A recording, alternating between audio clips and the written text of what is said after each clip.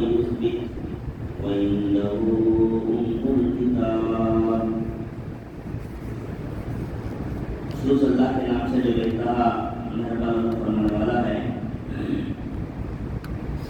تم سے پہلے بھی ہم بہت سے رسول بھیج چکے ہیں اور ان کو ہم نے بیوی بچوں والا ہی بنایا تھا، اور کسی رسول کی بھی یہ طاقت نہ تھی کہ اللہ کی اجازت کے بغیر کوئی نشانی خود لا دکھا رہا. ہر دور کے لیے ایک کتاب ہے. اللہ جو کچھ چاہتا ہے مٹا دیتا ہے اور جس چیز کو چاہتا ہے قائم رکھتا ہے. کتاب اسی کے پاس ہے. محترم حضرات، یہ آپ کے سامنے میں نے سورہ رات کی 38 اور 39 نمبر کی 2 آیتوں کو تلاوت کیا اور ترجمہ آپ سامنے پیش کیا. کل کے درس میں آپ کے سامنے اس بات کی وضاحت ہوئی تھی کہ نبی صلی اللہ علیہ وسلم سے خطاب کرتے ہوئے یہ بات ہوئی تھی کہ اس کائنات کے اندر اللہ کے نبی صلی اللہ علیہ وسلم اللہ کی طرف سے بھیجے گئے ہوئے رسول ہیں، اور اللہ کے نبی صلی اللہ علیہ وسلم وہی کہتے ہیں، وہی سناتے ہیں جو کچھ ان کے اوپر اللہ کی جانب سے نازل ہوتا ہے. اور اللہ کے نبی کو اختیار نہیں ہے کہ وہ اپنی مرضی سے کچھ چیز بیان کرے یا پیش کرے. اگر ایسا کریں گے تو نبی کو بھی پکڑا جائے گا اور نبی کو بھی بچنے کا موقع نہیں دیا جائے گا. یہ بات تو بیان کی گئی تھی. اب جو بات آئی اس میں نبی سے ہی خطاب کیا جا رہا ہے اور سمجھایا جا رہا ہے کہ اس کائنات کے اندر نبی صلی اللہ علیہ وسلم کو جو بھیجا گیا ہے، آپ کی کیفیت بالکل ویسے ہی جیسے پہلے کے زمانے کے نبی اور رسول آیا کرتے تھے. لوگوں کا اعتراض تھا عام طور پر.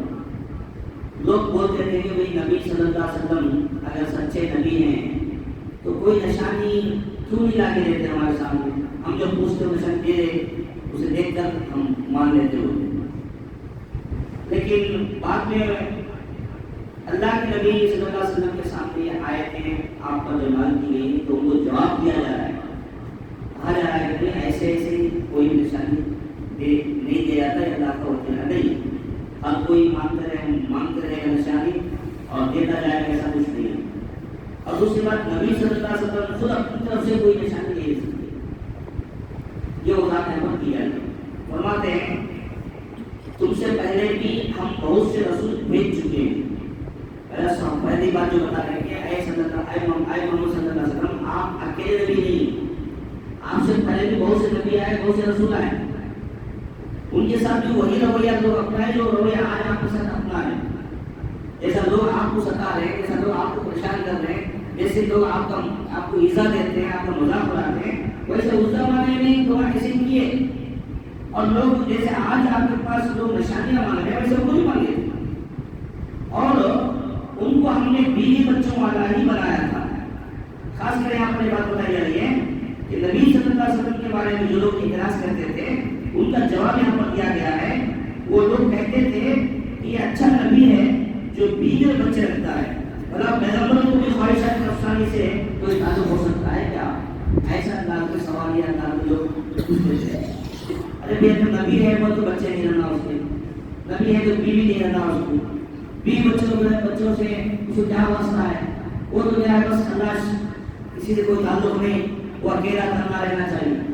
آج بھی جو مذہبی شخصیات کے بارے میں غیر مسلموں کے پاس جو خیالات ہیں وہ یہ داماد روزہ مدا مسئلہ رہنا، یعنی ان کے اندر کیا ہے نفسانی خواہش نہیں رہنا، ان کے اندر کسی قسم کی کیا ہے دنیا کمانے کی خواہش نہیں رہنا، ان کے اندر دنیا کی کوئی بھی آسائش لینے کی خواہش ان کو نہیں رہنا، بلکہ کنگال رہنا، اکیلے رہنا، لا تعلق رہنا دنیا سے، ترک دنیا کا رہنا ہو. ایسے خیالات لوگوں کو مذہبی شخصیات کے بارے میں. اور وہی ایک نظریہ ہمارے پاس جو ہوتا کہ مذہبی آدمی ہو تو کیسے بھائی مسجد کے حد تک محدود رہنا ہو، مسجد کے حد تک ہی رہنا ہو، باہر معاملات میں کوئی عمل نقل نہیں رہنا چاہیے، ان کو دنیا سے تعلق نہیں ہونا چاہیے، بس وہ اکیلے تنہا، کسی سے کوئی کیا بولتے ہیں کوئی مذاق نہیں، کوئی محبت، یعنی یوں سمجھیے کہ کوئی اکیلا تنہا 100 سے کٹا ہوا، ایسا دیکھنا چاہتے ہیں مذہبی آدمی، جبکہ یہ کیفیت نہیں ہے۔ اللہ تعالیٰ دین کو دنیا کو دونوں کو دیکھو چلنے کی تعلیم کو دیے، تو نبیوں کا بھی معاملہ یہ تھا کہ دنیا میں بھی رہتے تھے، دین سے بھی جڑے رہتے تھے، دنیا میں رہتے ہوئے دین کو بتایا کرتے تھے، تو نبیوں نے عمل کر کے دکھایا۔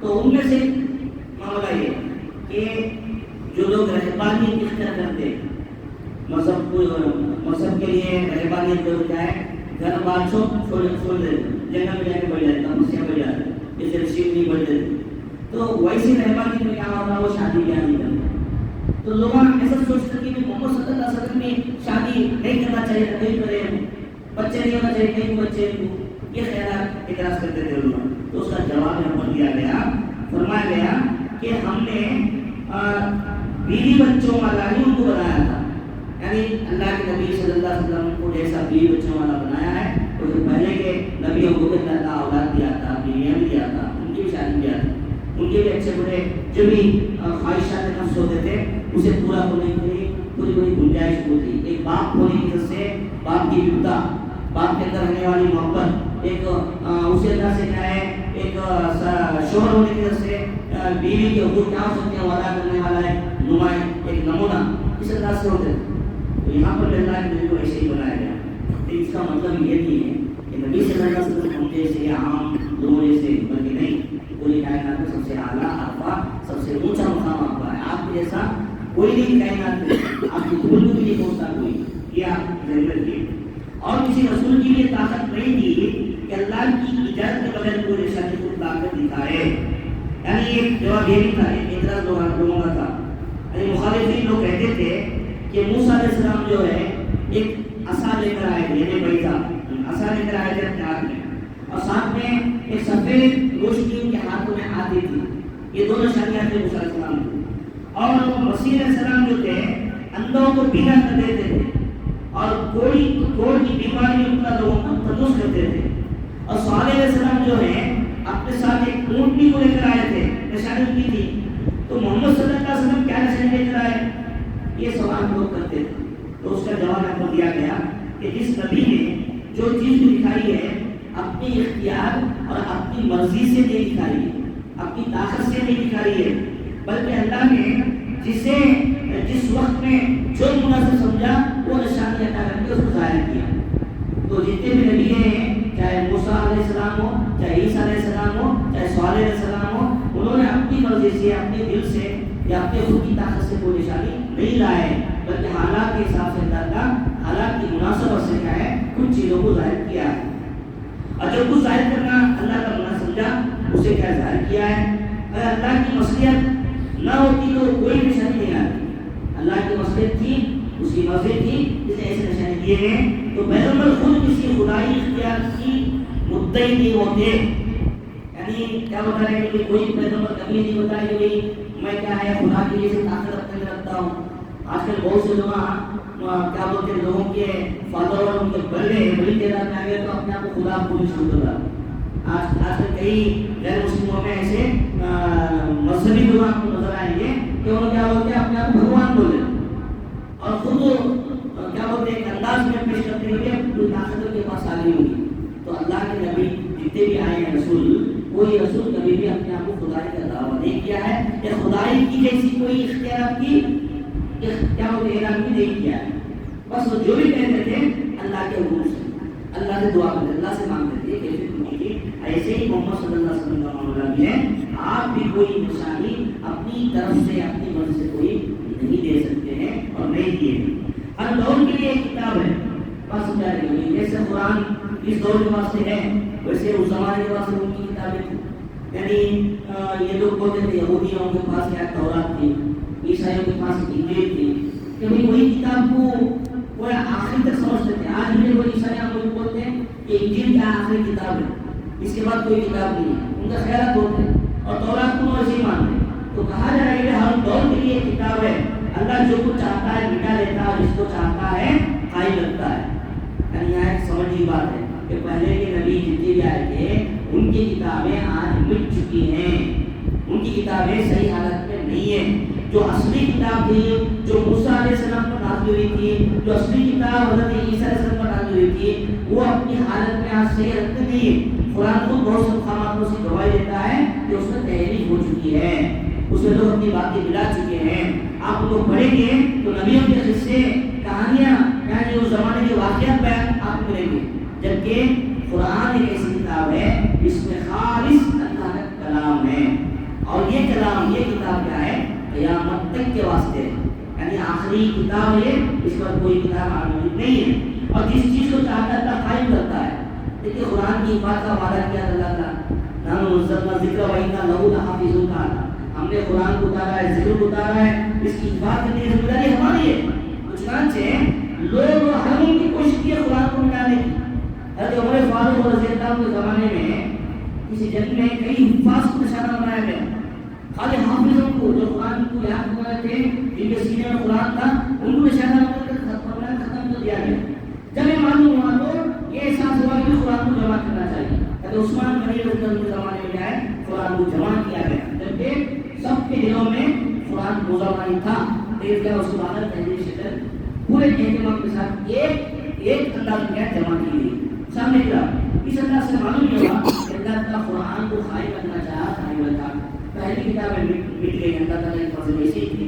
ایسے ہی کیا ہے، اللہ کے نبی صلی اللہ علیہ وسلم کو کائنات میں آخری نبی بنا کر آپ کو بھیجا ہے، آپ کا مقام بنتا اونچا ہے، انک لعلی خلق عظیم، آپ اخلاق عظیم مقام پر فائز آ گیا، اور ساتھ میں آپ کا دشمن جڑ کٹا ہوا ہے، آپ کیا ہے، آپ کا نام چرچا پورے دنیا میں ہونے والا آ گیا۔ تو اسے دیکھتے ہیں کہ آج اللہ کے نبی محمد مصطفیٰ صلی اللہ علیہ وسلم کا نام کیا ہے، سب سے اعلیٰ، سب سے افضل، ہر جگہ کیا سننے کو دیکھنے کو ملتا ہے۔